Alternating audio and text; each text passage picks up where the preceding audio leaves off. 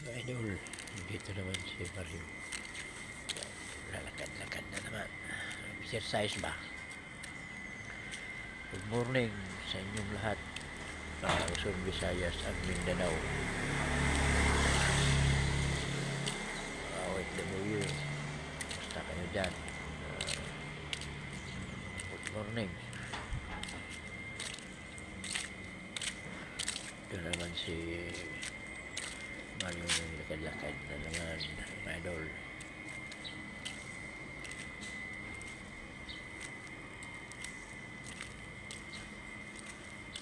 Yan gagawin nyo araw-araw umaga. Yan. Angat yung paa, angat. Parang magalaw-galaw yung ugat. Yung buto. Magalaw-galaw. Para hindi mabigat yung paa nyo. Yan. Hindi yung mahirapan kayo pag upo nyo. Tapos tayo. Mahirapan kayo makatayo kay masakit yung paa. Yan. Kasi walang exercise yan eh. Palagi lang yan nakaupo.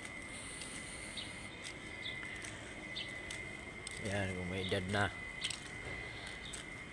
Kung may edad na. Yan ang gagawin. Mahina yung mga buto natin.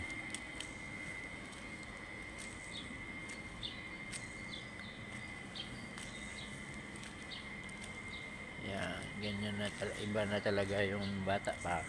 Ay, bata pa. Hindi pa man maramdaman nila yan. Pero kung kaedad na, maramdaman na nila yan. Kailangan exercise na. Galaw-galaw na ba? Galaw-galaw na yung ano, parang nagmarching ka ba? Sagyan ka lang sa bahay oh. Ganon-ganon mo lang dyan oh. Ikot-ikot, ganyan. Nagmarching ka lang dyan, ganyan lang, ikot-ikot. Huwag yung manang tamad ka na magtayo, kaya magganyan-ganyan ka. Naku, huwag mong pabayaan yan. Kahit pabayaan mo yan, ikaw na maghirap maglakad, magtayo. O sa Bisaya pa, magkabat-kabat ka naman sa inong sa mga gunitan. Yan na yun. Ako nga eh, may naramdaman na ako eh. Kung may mga ano na ako, mabigat na ano, bubuhatin ko. Mahina na yung buto eh. Mahina yung buto. Rin? Eh.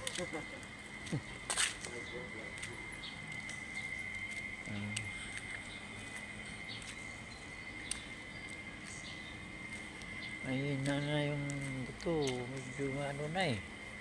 Huwag magbuhat. Huwag mong pilitin na hindi mo kaya. Medyo ano na yung tuhod mo. Yung paa.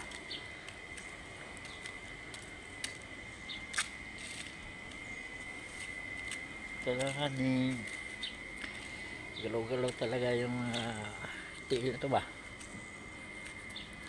paa. Galaw-galaw natin kay mahirap na. Papayag kayo dyan na hindi na kayo makatayo, dyan ka lang kaupo.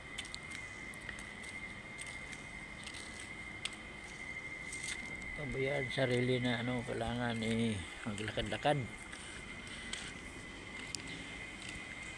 Maglakad-lakad.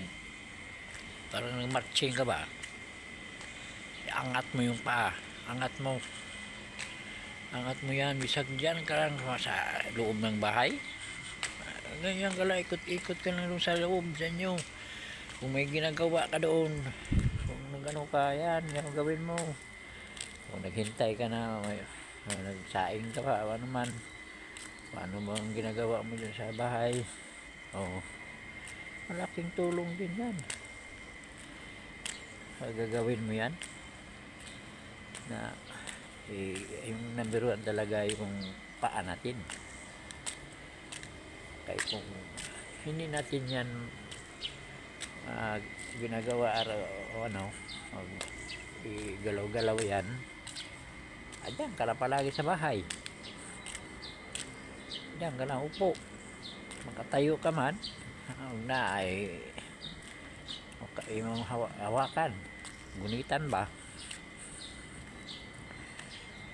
okay, may mag-alalay sa'yo. Ay kung wala, patay diha. Ganyan talaga. Galaw-galaw yun yung galaw nyo. Number one talaga yung paa, yung tiil ba, ang atong mga yan ang number one na itong galaw-galawin natin yan. Huwag mong sobrahan din ng palaki sa katawan, kaya mabigat, hindi balance ba, ay malaki yung katawan mo, ay yung paa mo maliit, mahirapan ka rin magtayo, mahirapan ka rin yan. Subukan nyo yan, subukan nyo.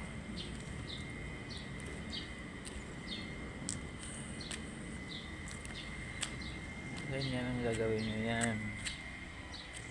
Sa araw man, tanghali, huwag nyong sanayin nyo palagi upo, kasi sanay na ngayong upo, kay hindi ka na nood ka ng TV, hindi ka na doon, upo, wala pindutin. O kung may electric fan ka nga pindutin mo lang, hindi ka na makatayo puro na lang dyan parang robot na lang papayag kayo dyan.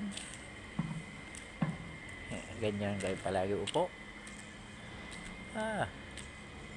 mas lalo kayong mamahina yung katawan nyo yan, wala mang pawis na lumabas. Dito sa Manila naman kayo palang sariwa dito kung mas lalo kang mahina katawan mo dito. Pag may edad na, uwi na sa probinsya.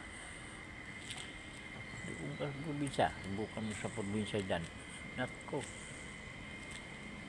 balik yung sigla mo. Hanggang dito na lang po. Thank you for watching.